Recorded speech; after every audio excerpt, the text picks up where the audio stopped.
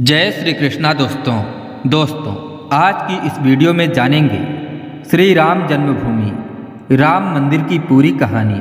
दोस्तों, बाबर ने 1528 में अपने सेनापति मीर बाकी को अयोध्या के भव्य राम मंदिर को तोड़ने का आदेश दिया था। इतिहासकार कानिंघम के अनुसार श्री राम मंदिर को बचाने के लिए हिंदुओं ने अपने जान की बाजी तक लगा दी थी। 1,74,000 हिंदू वीरों के बलिदान के बाद ही मुगल मंदिर को हानि पहुंचा सके थे। मंदिर इतना मजबूत बना हुआ था कि मंदिर को तोड़ने के लिए तोप के गोलों का इस्तेमाल करना पड़ा। मंदिर को नष्ट करने के बाद जलाल शाह ने हिंदुओं के खून का गारा बनाकर लखौरी ईंटों से बाबरी मस्जिद का निर्माण कराया था। भीटी नरेश मेहताब सिंह को जब मंदिर पर आक्रमण की जानकारी मिली तो उन्होंने बद्रीनाथ तीर्थ यात्रा रद्द कर दी और सैनिकों के साथ मीर बाकी से जा भिड़े। 17 दिनों तक भीषण जंग चली जिसमें असंख्य सैनिक दोनों तरफ से मारे गए। अंत में मेहताब सिंह समेत राम भक्त वृद्ध केहरी भी वीर गति को प्राप्त हुए। इसके बाद हंसवर रियासत के राजा रणविजय सिंह के कुल पुरोहित देवदीन पांडे ने 70,000 योद्धाओं के साथ बाबर की सेना से श्री राम जन्मभूमि के लिए संघर्ष किया। युद्ध में बुरी तरह से घायल हो जाने के बावजूद अनेक मुगल सैनिकों को मौत के घाट उतारा और अंत में वीर गति को प्राप्त हुए।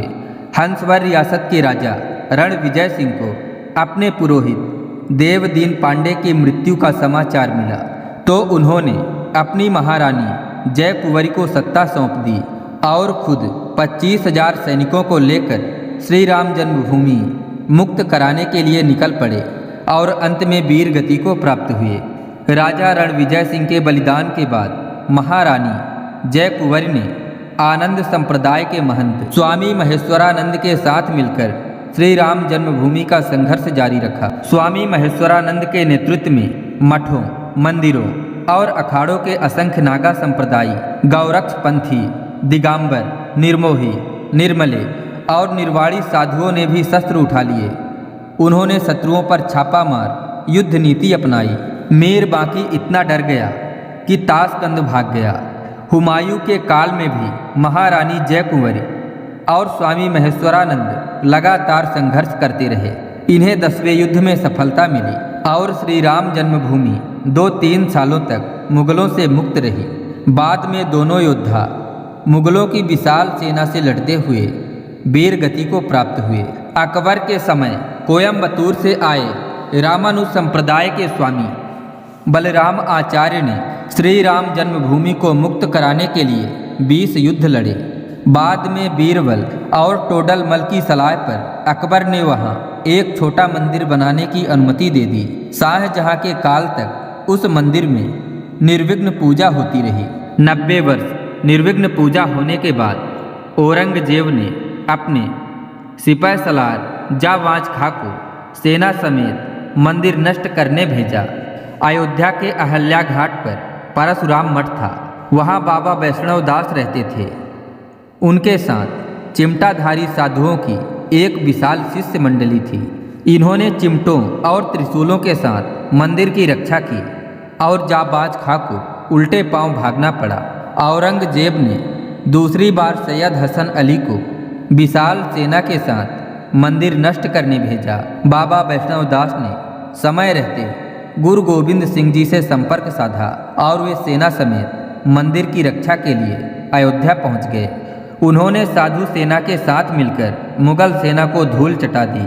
हसन अली शहादतगंज के मोर्चे पर मारा गया। 1664 में औरंगजेब ने फिर एक विशाल सेना मंदिर तोड़ने के लिए भेजी, लेकिन तब तक गुरु गोविंद सिंह भी लौट चुके थे। मुगल सेना ने चबूतरे पर बने लघु मंदिर को तोड़कर गड्ढा बना दिया, लेकिन श्रद्धालु वहीं आकर पूजा करते रहे। अमेठी के राजा गुरुदत्त सिंह और पिपरा के राजकुमार सिंह ने नवाब सादत अली से श्री राम मंदिर के लिए संघर्ष जारी रखा। हिंदुओं के लगातार हमलों से तंग आकर नवाब ने पूजा और नमाज दोनों की अनुमति दे दी। आज़ादी से पहले एक अंग्रेज सिपाही अब्दुल बरकत ने फैजाबाद जिलाधीश के नायर के सामने बयान दिया कि 22-23 दिसंबर 1941 की रात करीब 2 बजे उसने मंदिर के अंदर हल्की रोशनी देखी जो बाद में सुनहरी हो गई। इसके बाद घुंघराले बालों वाले 4-5 साल के एक सुंदर बालक को देखकर हैरान हो गया। थोड़ी देर बाद देखता है कि मुख्य द्वार का ताला टूटा हुआ है और मस्जिद में हिंदुओं की भीड़ एक सिंहासन पर मूर्ति रखकर पूजा कर रही है।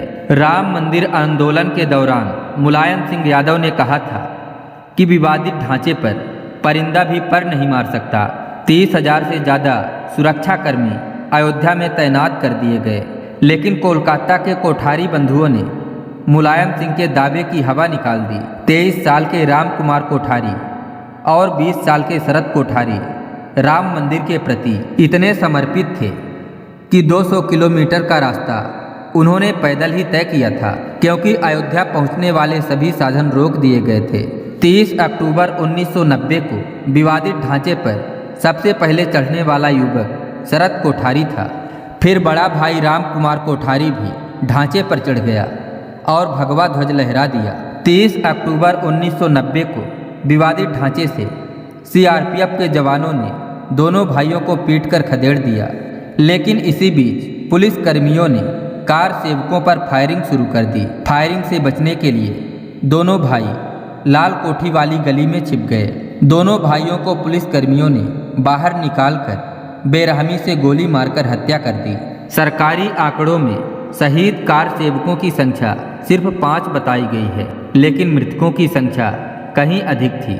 श्री राम मंदिर के पक्ष में सुप्रीम कोर्ट का फैसला आने के बाद अयोध्या और आसपास के 105 गांवों के सूर्यवंशी क्षत्रिय परिवारों ने 500 साल बाद सिर पर पगड़ी और पैरों में चमड़े के जूते पहनकर अपने प्रण को पूरा किया।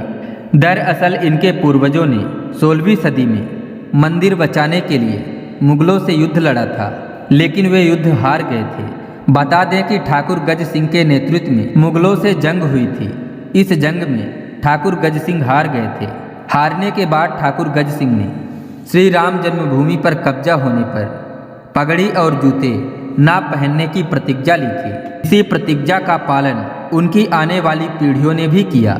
श्री राम मंदिर जन्मभूमि के लिए हिंदू समाज ने 78 धर्म युद्ध लड़े, जिनमें लगभग 3,50,000 से ज़्यादा हिंदू वीरों ने अपने प्राणों की आहुति दी थी। बता दें कि बाबर के काल में 5 धर्म युद्ध, हुमायूं के काल में 10, अकबर के काल में 20, औरंगजेब काल में 30, नवाब सादत अली खान के काल में 5, नसरुद्दीन हैदर के समय 3, वाजिद अली के समय 2, अंग्रेजों के समय 2 और पूर्व प्रधानमंत्री विश्वनाथ सिंह के कार्यकाल में 1 धर्म युद्ध लड़ा गया था। 5 अगस्त 2020 को प्रधानमंत्री नरेंद्र मोदी ने श्री राम जन्मभूमि पर राम मंदिर के लिए शिलान्यास किया था। इसके साथ ही भव्य श्री राम मंदिर की नींव पड़ गई थी। 500 साल हिंदू समाज के सतत प्रयास के बाद आज अयोध्या में भव्य राम मंदिर बन रहा है। मंदिर की ऊंचाई 161 फीट रहेगी। सिर्फ नींव में ही 2 लाख ईंटें लगेंगी, जिन पर श्री राम लिखा होगा। सीढ़ियों की चौड़ाई 16 फीट रहेगी। मंदिर में 5 गुंबद होंगे। पूरा मंदिर 360 पिलर पर टिका होगा। इसमें गर्भगृह, कुद मंडप, नित्य मंडप और रंग मंडप होगा। 22 जनवरी 2024 को भगवान श्री राम की मूर्ति का प्राण प्रतिष्ठा होगा। तो सभी हिंदू लोग 22 जनवरी के दिन शाम के समय अपने अपने घरों में 5 दीपक जलाकर भगवान श्री राम का स्वागत करें। दोस्तों, आशा करते हैं यह जानकारी आपको अच्छी लगी होगी, तो वीडियो को एक लाइक करें और ज़्यादा से ज़्यादा शेयर करें तथा कमेंट में पूरे श्रद्धा भक्ति के साथ लिखें, जय श्री राम।